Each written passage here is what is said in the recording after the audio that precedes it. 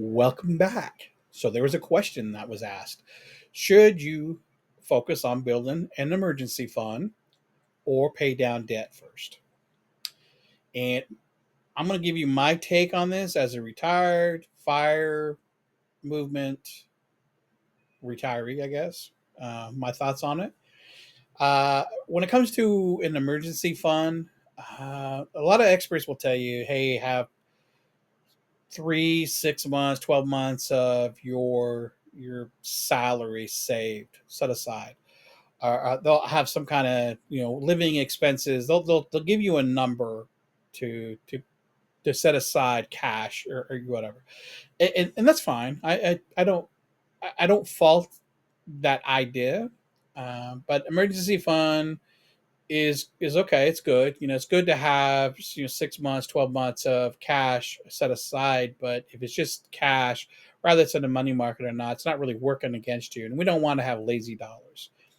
Also, when you have an emergency fund, it doesn't mean that you need to have cash available for you. I think having a credit card that, like, say 24, 25K limit is good, along, and then everything else like the cash and stuff, would have invested in something. For me, the credit card is that's all it's for. It's for emergencies. I don't use it for anything else. It's frozen unless I actually need an emergency. I can go in, unfreeze it, buy what I need to buy, and then freeze it back up. If I need more than 25K, then you know I can pull funds from my investments, and that will be a couple of days. So I think having being able to pull funds, within a few days after that, is fine. And having a credit card is a good investment for an emergency fund. So I know if I had to put 25K down on this credit card, I know in a few days I could pay that card off, with my investments, with my money that I have reserved for in my emergency fund, or just to pay it off, to pay it off. Emergency fund just doesn't mean that you have the cash readily available. I think a lot of people get kind of caught up on that notion that, oh, you need to be able to have that money readily available to you at all times. I, there's different ways of thinking about it. If something happens, as long as you can get the money, in 24 hours or a few days, I think you're going to be more than fine. That's my take on it. When it comes down to debt, no debt is good debt. You shouldn't have any debt. Now, bills like utilities, mortgage isn't a category by itself, but like a car loan is a debt, personal loan is a debt, uh, credit cards are debt that you don't want.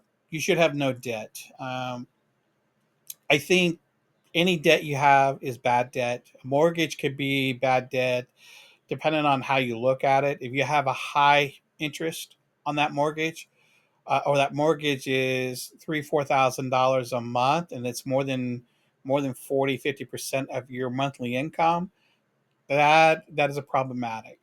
Uh, you probably need to pay that down quite a bit, and maybe look at getting that down, somehow. So when it comes to debt, credit cards, car loan, pay down as fast as you can, get rid of that debt as fast as you can. And then, you need to be budgeting. It all comes down to budgeting, I think. And then, if like you need a new car in 3, 4, 5 years, you can sit there and create a budget for it now and budget for your new car 3, 4 years. That way you're when it comes time to go get you a new car, you're going to have the funds, or at least a very big down payment to pay for this vehicle. And if you have to take a loan out, you can take a loan out, but being able to pay that loan down very fast, is going to help quite a bit. But you got to budget, and you got to be true to your budget. Budget. So if you're all constantly going over your budget, you need to reassess, relook at why you're going over. and reevaluate and take action accordingly. What are you going to do to cut cost? Do you need to raise your budgeting numbers because there's no way around it, or are you just going out to eat all the time and not eating at home and wasting money? So you have to reevaluate and you need to budget. So live true to your budget. So debt is bad. Don't care how you look at it. Debt is bad.